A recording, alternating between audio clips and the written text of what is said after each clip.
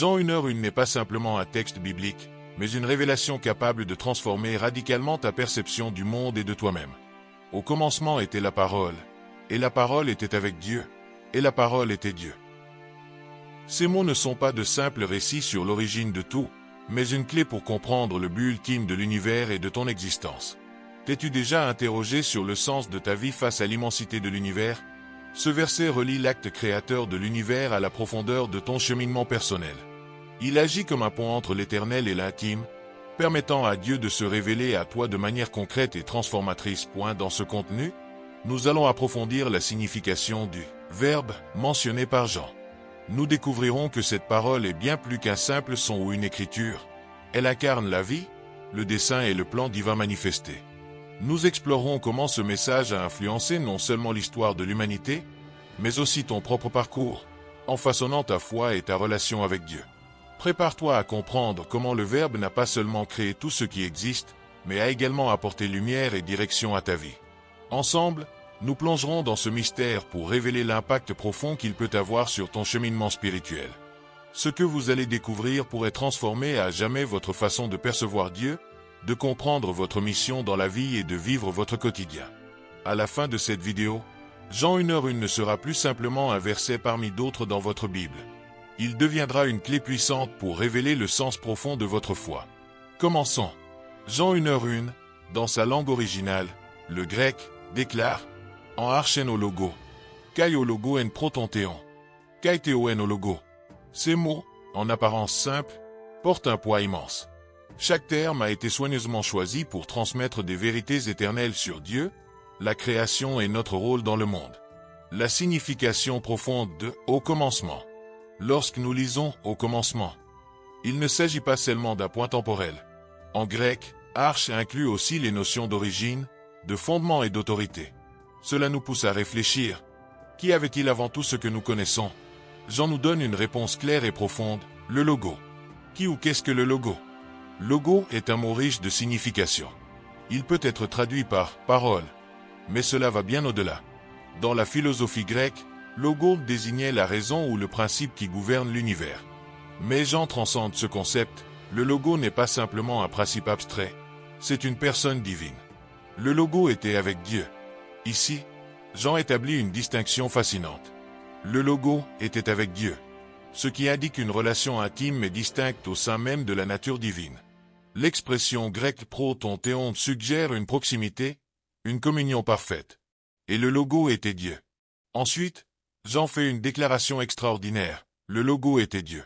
Cela ne signifie pas que le logo était une partie de Dieu, mais qu'il partage pleinement la même essence divine. C'est une affirmation claire de la divinité de Jésus-Christ, le Verbe incarné. Que signifie tout cela pour vous? Ce passage ne se limite pas à une théologie abstraite, il est profondément pratique. Si le logo est Dieu et qu'il est venu dans le monde en Jésus, cela implique que vous avez un accès direct au Créateur par l'intermédiaire de Christ. Votre vie a un but éternel, car vous avez été créé à l'image de Dieu. Le Verbe agit aujourd'hui dans votre vie, vous guidant, vous transformant et vous restaurant. Préparez-vous à une transformation. Dans les moments qui suivent, nous allons explorer comment cette vérité peut influencer votre foi, votre vision du monde et même vos choix quotidiens. Jean 1h1 n'est pas qu'un simple verset. C'est une invitation à mieux connaître le Dieu qui a créé toutes choses et qui désire entrer en relation avec vous. Êtes-vous prêt pour ce voyage? Approfondissons ensemble le pouvoir transformateur du Verbe, qui était au commencement et qui continue d'agir aujourd'hui. Jean n'était pas seulement un écrivain, il était le disciple bien-aimé de Jésus, l'un des témoins les plus proches des miracles et des enseignements du Fils de Dieu. Avec lui, Jean a marché, écouté et vécu le message du Christ de première main, étant témoin oculaire de sa mort, de sa résurrection et de sa glorification. Son évangile, inspiré par le Saint-Esprit, reflète une perspective unique, profondément spirituelle et théologique, qui nous invite à regarder au-delà des événements terrestres pour comprendre les vérités éternelles. L'évangile de Jean se distingue de manière remarquable des trois autres évangiles. Alors que Matthieu, Marc et Luc commencent leur récit par des généalogies, des histoires de l'enfance de Jésus ou des détails historiques, Jean commence d'une manière totalement différente, l'éternité. Il ne nous parle pas de l'origine humaine de Jésus, mais révèle son origine éternelle. Au commencement était la parole, et la parole était avec Dieu, et la parole était Dieu. Cette introduction de Jean n'est pas simplement un choix littéraire, mais une déclaration profonde et significative. Elle se connecte directement à Genèse 1:1, où nous lisons « Au commencement, Dieu créa les cieux et la terre ». En utilisant ces mots, Jean nous dit que Jésus n'est pas simplement une figure historique, mais l'origine même de tout ce qui existe. Il est la source de toute la création, la base de tout l'univers. Le terme grec arché, traduit par commencement ou début, porte une signification profonde. Jean ne marque pas simplement le début chronologique des événements, comme le commencement d'un jour ou d'un cycle de temps. Il fait référence à l'origine fondamentale de toute chose, à l'essence éternelle de Jésus, qui précède tout temps ou espace. Cette perspective nous défie de voir Jésus non seulement comme un être humain qui a vécu il y a 2000 ans, mais comme la parole éternelle de Dieu, qui existait avant tout et qui, par lui, tout a été créé. Jean nous conduit à une vérité essentielle et profonde. Avant que le temps n'existe, avant que quoi que ce soit ne soit créé, Jésus existait déjà. Il n'est pas seulement une figure historique qui a marché parmi nous, mais l'origine fondamentale, la base de toute la création. Il est la clé pour comprendre le sens de l'univers. L'évangile de Jean nous invite à regarder ce commencement éternel, à comprendre que le même Jésus qui a vécu parmi les hommes est en réalité la parole éternelle qui était avec Dieu et qui est Dieu. Jésus est le pont entre l'éternel et le temporel, entre Dieu et l'humanité. Il n'est pas seulement une figure divine, mais l'essence qui unit le ciel et la terre, le Créateur et la création. Ce verset ne décrit pas seulement qui est Jésus, mais aussi qui nous sommes. Nous sommes des créatures dont le but est enraciné dans la parole éternelle. Lorsque nous comprenons que Jésus est le fondement et la cause de tout ce qui existe, nous commençons à comprendre que notre propre but est en lui. Notre vie n'est pas un accident ou un simple événement aléatoire. Nous avons été créés par le Verbe, pour le Verbe, et en lui nous trouvons notre signification la plus profonde. Mais alors, que ou qui est le Verbe? Le concept de verbe, traduit du mot grec logo dans Jean 1:1, est l'une des idées les plus profondes et révolutionnaires de toute la Bible. Pour comprendre pleinement sa signification, il est nécessaire d'explorer comment ce mot résonnait à la fois dans le monde grec et dans la tradition juive. Dans le monde grec, logos était compris comme la raison ou le principe qui gouvernait l'univers, la force ordonnatrice derrière toute la réalité. Dans la tradition juive, le logos était vu comme la parole de Dieu, la manifestation divine qui créait et soutenait le monde. Ainsi, lorsque Jean déclare que au commencement était le Verbe, et le Verbe était avec Dieu, et le Verbe était Dieu, il ne révèle pas seulement l'identité de Jésus, mais il nous invite aussi à voir la réalité sous un nouveau jour, transformateur. Il nous montre que Jésus n'est pas seulement un maître moral ou un prophète, mais l'essence même de la création, la parole éternelle qui donne sang à tout ce qui existe. Beaucoup croient que le logo est une force abstraite, une idée lointaine, mais la vérité est bien plus surprenante et transformative. Le logo n'est pas une force impersonnelle ou une abstraction philosophique, c'est une personne vivante et active, et cette personne est Jésus-Christ. Dans la philosophie grecque, le terme logo avait une signification centrale. Pour des penseurs comme Héraclite, le logo représentait la raison cosmique, le principe universel qui apporte l'ordre et l'harmonie à l'univers. Il était vu comme la force qui maintenait l'équilibre entre le chaos et l'ordre, une idée qui tentait d'expliquer comment le cosmos fonctionnait de manière cohérente. Cependant, pour les Grecs, le logo n'a jamais été considéré comme une entité personnelle. C'était une force intangible, une idée philosophique qui, bien qu'essentielle pour comprendre l'univers, ne pouvait pas être directement associée aux êtres humains. En revanche, la tradition juive comprenait le logo d'une manière beaucoup plus concrète et active. Dans l'Ancien Testament, le logo n'est pas seulement une idée ou un principe abstrait, mais la parole même de Dieu en action. Depuis la création, Dieu a parlé et sa parole a donné vie à l'univers. Dans Genèse 1:3, nous voyons cette manifestation puissante. Dieu dit « Que la lumière soit », et la lumière fut. La parole de Dieu n'est pas quelque chose de distant ou de sans vie, mais elle a du pouvoir et un but, apportant l'ordre et la vie au chaos primordial. Cette idée de logo comme la parole active de Dieu est également renforcée dans Proverbe 8, 22-23, où la sagesse divine parle. Le Seigneur m'a créé comme la première de ses œuvres, avant ses œuvres les plus anciennes. Depuis l'éternité j'ai été formé. Dès le commencement, avant que la terre n'existât.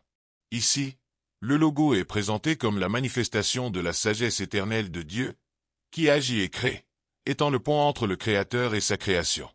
Maintenant, La grande révélation qui transforme tout est que ce logo, cette parole vivante et créatrice, n'est pas seulement un concept philosophique ou une abstraction théologique. Ce logo est, en réalité, une personne. Dans l'évangile de Jean, nous trouvons la révélation définitive de cette vérité. Au commencement était le Verbe, logo.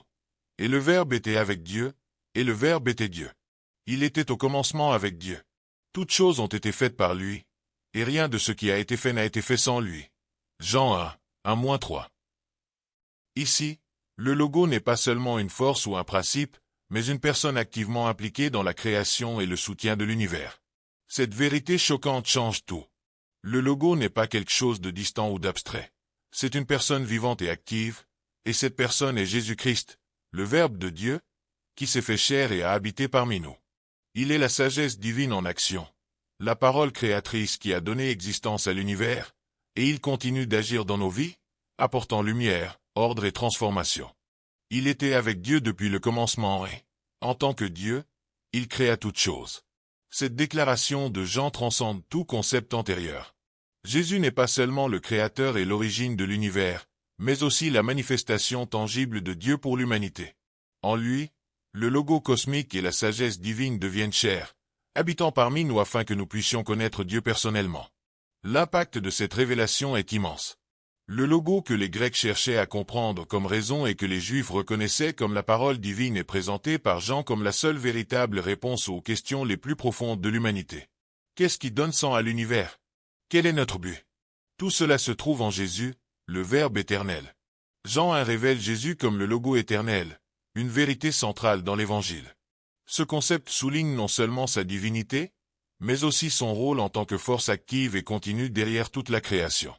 En analysant les caractéristiques du logo, nous pouvons mieux comprendre la nature éternelle, créative et présente du Christ. Tout d'abord, l'éternité du logo est évidente dans l'utilisation du verbe « était » dans le texte original en grec.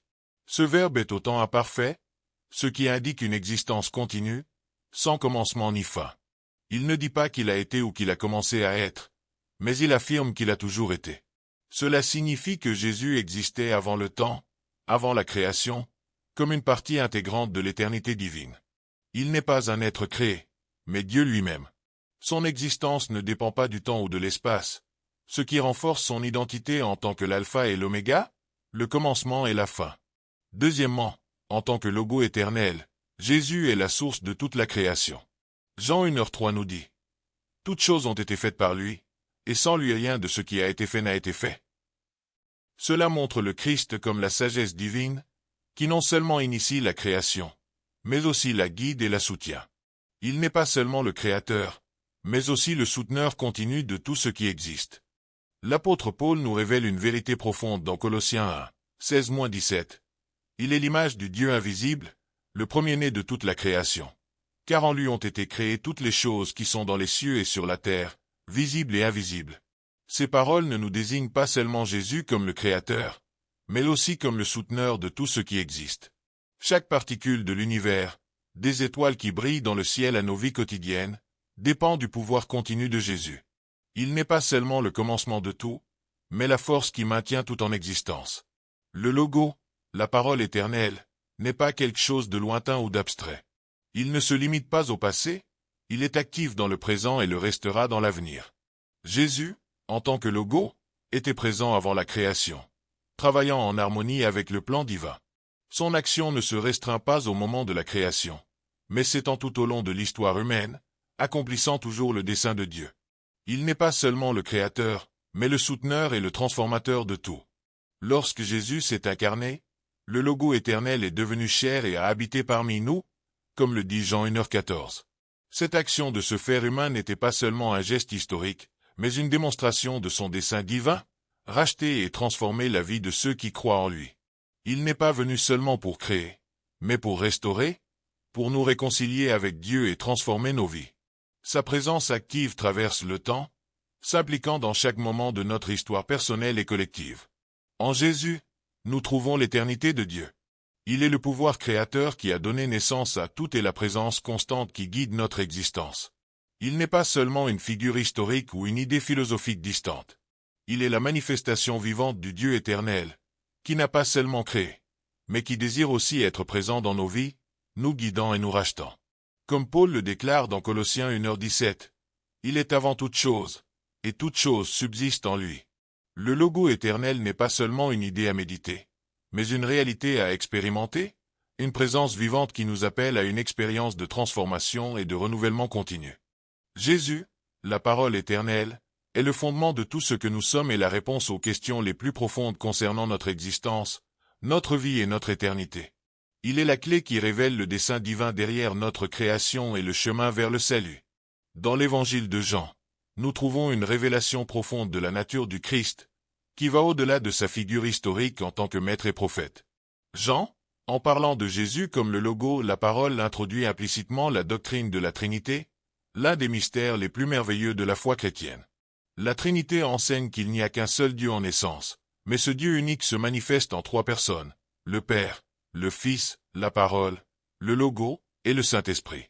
Chacune de ces personnes est pleinement Dieu, partageant la même essence divine, mais avec des rôles et des fonctions distincts. Dans le cas du Logo, il est le moyen par lequel Dieu a créé l'univers et se relate directement à l'humanité. La Trinité n'est pas seulement une doctrine abstraite, elle est une vérité essentielle pour comprendre la Bible dans son ensemble. Jean, en déclarant que la parole était Dieu, nous invite à voir Jésus non seulement comme un grand maître ou prophète, mais comme le Dieu incarné lui-même. La nature divine du Logo est claire dans des passages comme Hébreux 1h3, où il est dit qu'il est le resplendissement de sa gloire et l'expression exacte de sa nature. Cela signifie que Jésus n'est pas seulement un reflet de Dieu, mais le même resplendissement de la gloire divine, montrant qu'il est Dieu dans toute sa plénitude. L'expression exacte de sa nature est encore plus révélatrice. Jésus est la représentation parfaite de Dieu parce qu'il est lui-même Dieu. Il n'y a rien dans la nature divine qui manque en Jésus. En reconnaissant la divinité du Logo, notre compréhension de la relation avec Jésus se transforme. Nous ne parlons pas d'un être créé qui intercède entre Dieu et les hommes, mais du même Dieu qui prend forme humaine pour nous sauver. Cette vérité change tout. En Jésus, nous rencontrons le Dieu éternel, accessible et proche, qui comprend nos faiblesses. En même temps, est digne de notre adoration. Il n'est pas distant ni inaccessible, mais il s'est fait chair pour marcher parmi nous, pour nous révéler la plénitude de Dieu et nous offrir le salut par son sacrifice parfait. Jean 1h1 n'est pas seulement une déclaration théologique, c'est un appel à une relation plus profonde avec la parole éternelle. Jésus est venu pour révéler Dieu dans sa totalité et nous racheter par son sacrifice.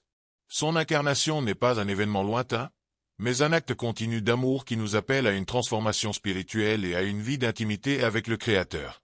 Depuis les premiers siècles du christianisme, Jean 1h1 a été une pierre angulaire de la théologie chrétienne, éclairant le chemin vers une foi plus profonde et plus authentique.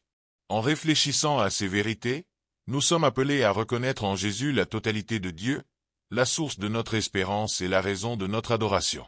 Il est la parole éternelle, le fondement de tout ce que nous sommes et le Sauveur qui est venu pour nous donner la vie éternelle. Jean 1h1 est sans aucun doute l'un des versets les plus puissants et transformateurs de la Bible. Il a joué un rôle crucial dans les débats théologiques qui ont façonné la foi chrétienne, notamment lors du Concile de Nicée, en l'an 325 après Jésus-Christ. Lors de cet événement historique, ce verset a été fondamental pour affirmer la pleine divinité de Jésus, en combattant l'hérésie de l'arianisme, qui niait que le Christ soit véritablement Dieu.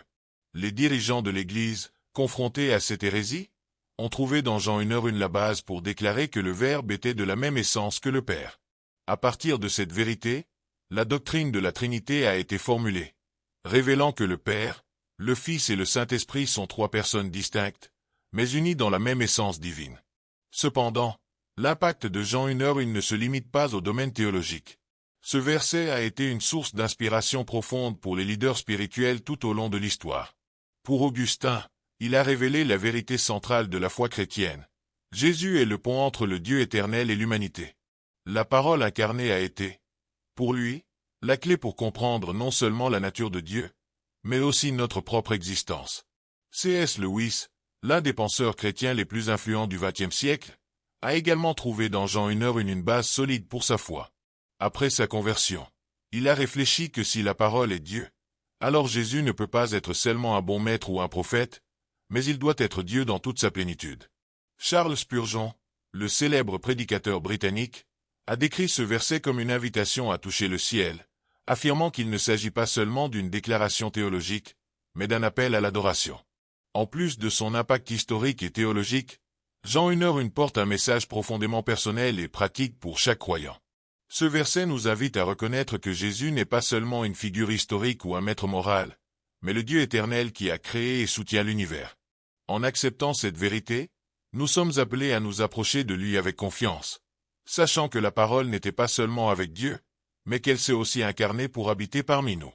Cette affirmation nous rappelle que notre existence a un but éternel.